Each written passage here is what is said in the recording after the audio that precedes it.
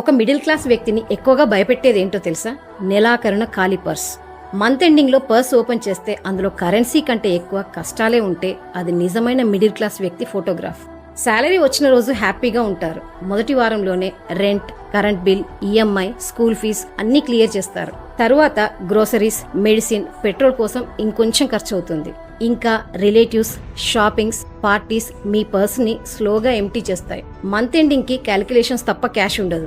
దీనికి కారణం ప్లానింగ్ లేకుండా శాలరీ వచ్చిన 2-3 డేస్ లోనే మొత్తం ఖర్చు చేయడం, పక్క వాళ్ళలా ఉండాలనుకోవడం, ఎమర్జెన్సీ ఫండ్ లేకపోవడం. ఇప్పుడు ఖర్చులున్నాయి, తర్వాత సేవ్ చేద్దాం అనుకుంటారు. ఆ తర్వాత అనేది ఎప్పటికీ రాదు.